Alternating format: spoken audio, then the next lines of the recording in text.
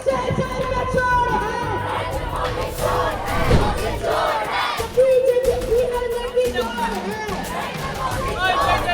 the hell is going on? I don't understand. Like paper कैसे leak होता है? इतने स्ट्रिक्ट चेकिंग के बाद भी paper leak. If they cared so much about Sonam Wangchuk, why they were not ready to talk? Why they came and abducted him?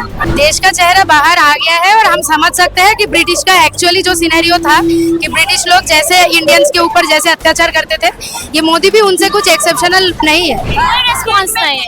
Because you know what I feel कि हम लोग matter नहीं करते उन लोगों को बस वोट मैटर करता है. That's it. क्वेश्चन रहेगा कि आरएसएस का जो कार्यालय है वहाँ पे तिरंगा लहराने में उसको बहुत साल लग गया था, तो वो हमको सिखाएगा कि तिरंगा कहाँ लटकाना है और कहाँ लटकाना नहीं है. This is not our democracy. According to Delhi's picture, as you know, that Rahul Gandhi को उठाया गया कि राहुल गांधी प्रधानमंत्री नरेंद्र मोदी के जो होम है उसके बाहर प्रोटेस्ट कर रहा था ये नीट पेपर लीक को. आप देखिए यहाँ पर भी प्रोटेस्ट चल रहा है लगातार. कलकत्ता यूनिवर्सिटी के सामने प्रोटेस्ट चल रहा है क्योंकि अच्छे दिन कब लीक होंगे. आप देखिए भगत सिंह का पिक्चर है, प्रीतिलता वेंकटेश्वर का पिक्चर है और इंडिया का फ्लैग भी है. तो देखिए नरेंद्र मोदी का सरकार में एजुकेशन मिनिस्टर का रेजिग्नेशन ही दाबी है इन लोगों का और अच्छे दिन का भी नारा है इन लोगों के तरफ से. अब ये देखिए हाथ में पैड लेकर भी प्रोटेस्ट चल रहा है.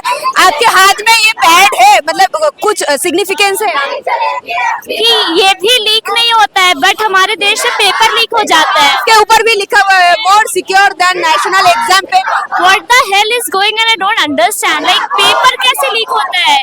इतने स्ट्रिक्ट चेकिंग के बाद भी पेपर लीक. इतना बड़ा एग्जाम है. एग्जैक्टली मतलब लाइक स्टूडेंट्स को इतना प्रेशर किया जाता है कि आप लोग इयररिंग्स भी नहीं पहन सकते हो और आप लोग चेकिंग नहीं कर पा रहे हो. आप लोग कुछ रूल्स नहीं चल रहा है. जवाब रिजल्ट बाद में देना, पहले जवाब दो. और इसके वजह से बहुत लोगों का जान भी चला गया. हाँ, तो अभी भी सरकार के तरफ से कोई रिस्पॉन्स नहीं है. Because you know what I feel कि हम लोग मैटर नहीं करते उन लोगों को बस वोट मैटर करता है. That's it. उन लोगों को पता है कि इंडिया में पॉवर्टी बहुत है, तो वो लोग क्या करेंगे, पैसा कमाना चलेंगे वोट्स के टाइम पे एंड दैट्स इट. फिर खत्म हो जाएगा. पैसा मिल रहा है. हम लोग भी खराब है एज अ सिटीजन. हम लोग फेल हो रहे हैं यहाँ पे. System is failed and we as a citizen is also failing here. ये चीज हम लोग को नहीं करना है. और as a citizen of India Delhi में जो हो रहा है अभी तक स्टूडेंट के ऊपर जो टॉर्चर हो रहा है पुलिस के तरफ से, गवर्नमेंट के तरफ से, एज अ स्टूडेंट आपको क्या कहना है? मतलब आप देख रहे हो ना कि क्या इंप्रेशन पड़ रहा है. हम लोग इतने फॉरेन पॉलिसी पढ़ते हैं, हम लोग पॉलिटिकल साइंस का सब्जेक्ट पढ़ते हैं, बट स्टिल हमारे देश में स्टूडेंट्स को मारा जा रहा है. तो स्टूडेंट्स को मारना, लड़कियों को मारना, आई डोंट थिंक कि उन लोग के लिए नॉर्मल है, इजी है.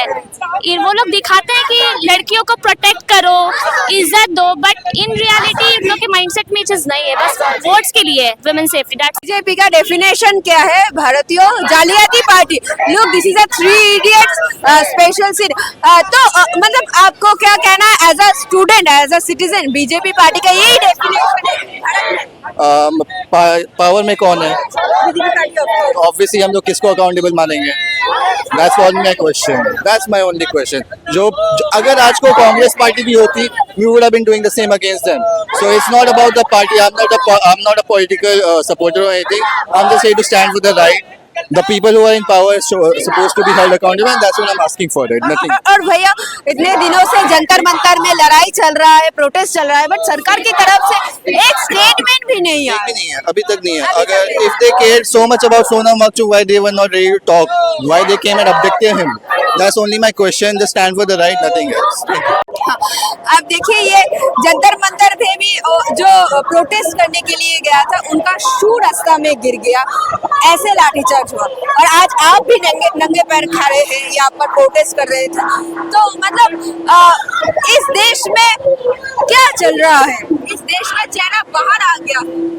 देश का चेहरा बाहर आ गया है और हम समझ सकते हैं कि ब्रिटिश का एक्चुअली जो सिनेरियो था कि ब्रिटिश लोग जैसे इंडियंस के ऊपर जैसे अत्याचार करते थे, ये मोदी भी उनसे कुछ एक्सेप्शनल नहीं है।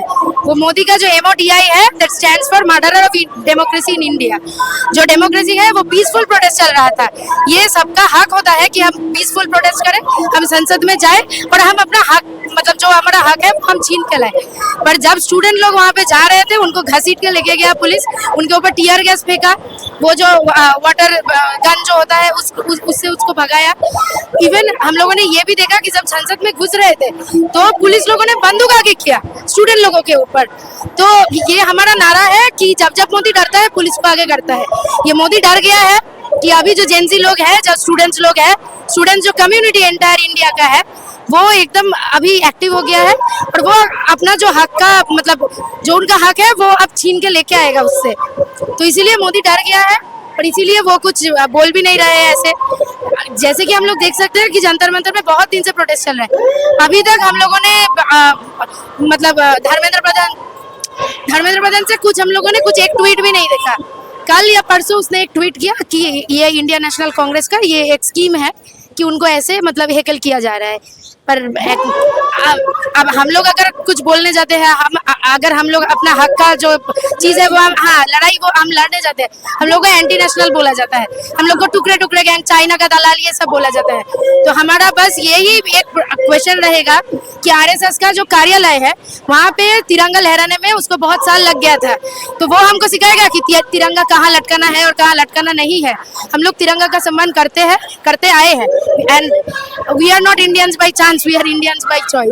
গণতন্ত্রের কথা বলে আমরা দেখলাম বিরোধী দলনেতাকে কালকে প্রধানমন্ত্রীর বাসভবনের সামনে থেকে যেভাবে রক্তাক্ত করে চ্যাংদোলা করে নিয়ে যাওয়া হলো, সেটা কি কোনো গণতন্ত্রের পরিচয়? গণতন্ত্র বলে এই দেশে কিছু আছে, মানে এইটা আমাদের নয়, এটা ছাত্রদের নয়, এটা সারা দেশের মানুষের প্রশ্ন। কারণ দিনের পর দিন গণতন্ত্রকে যেভাবে কণ্ঠরোধ করা হচ্ছে, আমরা সোনাম ওয়াংচুককে দেখলাম চাদরে মুড়ে তুলে নিয়ে যাওয়া হলো, এটা এক প্রকার গণতন্ত্রকে চাদরে মুড়ে নিয়ে যাওয়া। আসলে এরা বিজেপি RSS গোটা দেশের যা গণতান্ত্রিক পরিষদ তাকে চাদরে মুড়ে দেশের বাইরে বঙ্গোপসাগরে ফেলে দিয়েছে।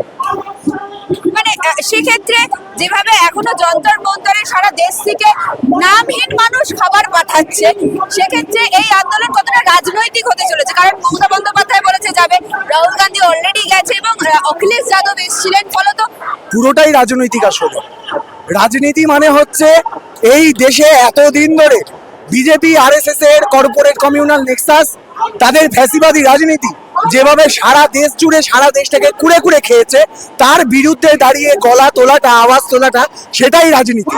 আসলে কোনো কিছু অরাজনৈতিক বলে কোনো কিছু হয় না, এটা দীর্ঘদিন আগে ঋত্বিক ঘটক বলে গেছে। আসলে অরাজনীতি হচ্ছে সোনার পাথর বাটি। এই দেশে অরাজনীতি বলে কিছু নেই, রাজনীতি দিয়েই বদ রাজনীতিকে খতম করা হবে।